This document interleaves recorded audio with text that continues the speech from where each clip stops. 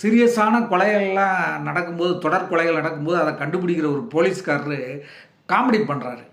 Comedy பண்ணும்போது அந்த காட்சிகளுக்கு வந்து சீரியஸ்னஸ் இல்லாமல் வலுவில்லாமல் போயிடுச்சு.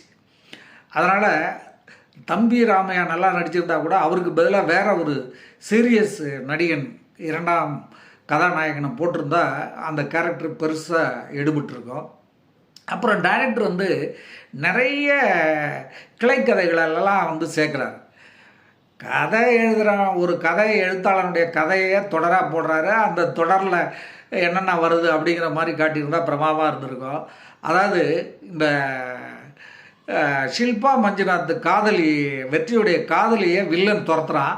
போலீஸ் வருதுன்னு தெரிஞ்சவொடனே ஓடி போயிடுறான். அதோட அந்த மேட்ரு என்னாச்சுன்னு தெரில. அதையே கொண்டு போயிருக்கணும். அந்த ஷில்பா மஞ்சுநாத்தை வில்லன் வந்து இன்னொரு தருணத்தில் கொன்னுடுறான். அந்த கொலையை தாங்க முடியாமல் கதாநாயகன் அந்த வில்லனை காலி பண்ணுறான் அப்படின்னு வச்சுருந்தா படம் டெம்போவாக போயிருக்கும். இவங்க கிளைமேக்ஸில் இந்த இன்ஸ்பெக்டருடைய பொண்ணை வந்து செத்து போயிடுவா. அதுக்கு காரணம் என்னன்ட்டு ஒரு ஃப்ளாஷ்பேக் வைக்கிறாங்க. அது வந்து எங்கெங்கேயோ போய் இழுத்துட்டு வருது. இப்படி படத்துக்கு வந்து நிறைய விஷயங்கள் பண்ணணும்னு நினச்சிருக்காங்க. ஆனால் இந்த திரைக்கதையில் அதான் இந்த ஸ்கிரிப்டில் பண்ணும்போது டிஸ்கஷன் நல்லா பண்ணணும். டிஸ்கஷன் தான் முக்கியம். டிஸ்கஷனுக்கு 1 வருஷம் கூட எடுத்துக்கலாம். படம் பண்ணுறதா 20 நாள் 30 நாளில் பண்ணலாம், 40 நாள் 50 நாளில் பண்ணலாம். டிஸ்கஷனில் கோட்டை விட்டுட்டு இந்த ஷூட்டிங்கில் வந்து இந்த மாதிரி இப்போ தெரியாமல் ஒரு டென்ஷனில் என்ன பண்ணுறதுன்னு தெரியாமல் எதாவது ஒன்று எடுத்துகிட்டு அப்புறம் சேர்த்து ஒட்டும்போது தான் இந்த மாதிரி படத்தினுடைய நோக்கம், படம் எங்கே போகுது, எந்த கதையை நோக்கி போகுது அப்படிங்கிறத டைரக்டர்கள் கோட்டை விட்டுறாங்க. அதே மாதிரி தான் இதுலேயும் நல்ல ஒரு மேட்ரு நல்லா எடுத்திருக்காங்க, நல்லா செலவு பண்ணியிருக்காங்க.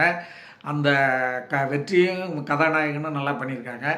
ஆனால் இந்த ஒரு விஷயத்தை டைரக்டர் ஸ்கிரிப்ட்லேயே கோட்டை விட்டார். கிங்ஸ்லேயும் ஏதோ திருடன்ட்டு வராரு, அவர் என்ன பேசுகிறாரு, அப்படியே ஓன்றாரு. ஒரே காமெடி. ரொம்ப அவருடைய நடிப்பில் சிரமப்பட்டு வர வைக்க வேண்டியிருக்கு. ஸோ வந்து முதல் பக்கம் டைரக்டருக்கு இது முதல் படம் நினைக்கிறேன். பரவாயில்ல. இன்னும் அவர் முயற்சி செய்திருந்தால் இந்த படம் மிகப்பெரிய ஒரு வெற்றி படமாக வந்திருக்கும். எனிவே இந்த படத்துடைய தயாரிப்பாளர் வில்லன் வந்து அஜய் ரத்னம் மாதிரி ஒரு வில்லனாக திரையுலகில் பரிணமிக்கிறதுக்கு ஒரு வாய்ப்பு இருக்குது.